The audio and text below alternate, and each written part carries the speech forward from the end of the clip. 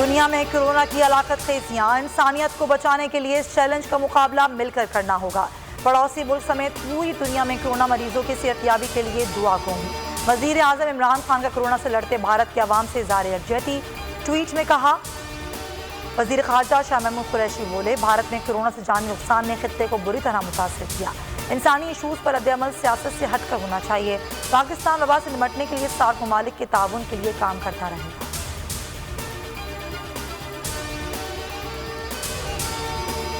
भारत में corona cases में खतरनाक हद तक इजाफा। मुसलसल तीसरे रोज 3 लाख से जायद केसेस रिपोर्ट। 2621 अमवात रिपोर्ट।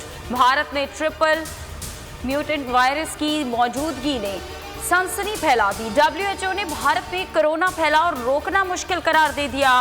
भारत में कोरोना तबाही पर पाकिस्तानियों के दिल बोझल। सोशल मीडिया पर नेक ख्वाहिशात का इजहार। Pakistan stand with India Twitter पर टॉप ट्रेंड बन गया। कोरोना की बेरहमी ने मुल्क में नया रिकॉर्ड बना डाला। एक ही दिन में 157 जिंदगियां निकल लीं। मजीद 5908 अफराद को शिकंजे में जकड़ लिया। मुस्बत केसेस की शरह बढ़कर 11.27% तक जा पहुंची। फाल केसेस की तादाद 86,519 हो गई। कोरोना SOPs पर अमल दरामद के लिए पाक फौज इन एक्शन। इस्लामाबाद में असिस्टेंट कमिश्नर के हमरा तजारती मराकज़ पर छापे। 2 होटल और कई दुकानें सील। जुर्माने किए, कई दुकानदार गिरफ्तार।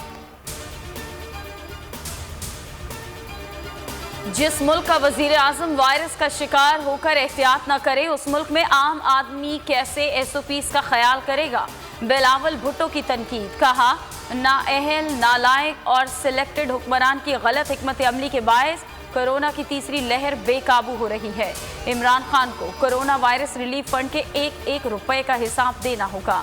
बताया जाए, क्या टाइगर फोर्स नाकाम हो गई?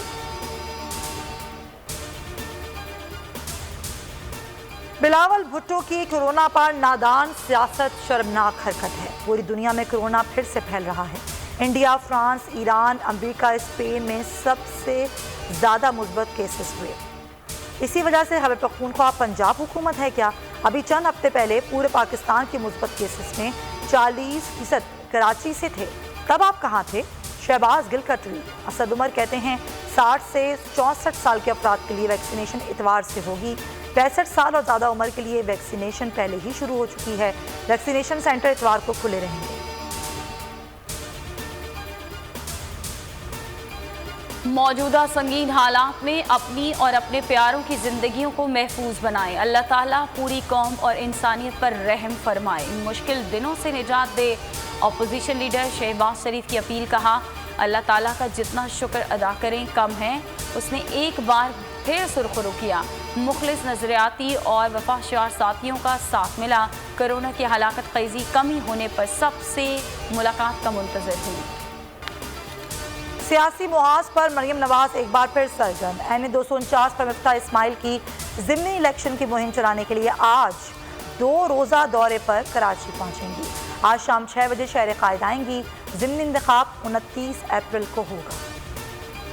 यही है इबादत, यही दीनो ईमान की काम आए। दुनिया में इंसान के इंसान माह रमज़ान में खून के अतियात में कमी। थैलेसीमिया के मरीजों की मुश्किलात में इजाफा हो गया। बच्चे सबसे ज़्यादा मुतासर। खून के अतियात ने लोगों के दुखों का मत दावा करें, दुआएं दें। बोल न्यूज़ मजबूर मरीजों की आवाज़ बन गया।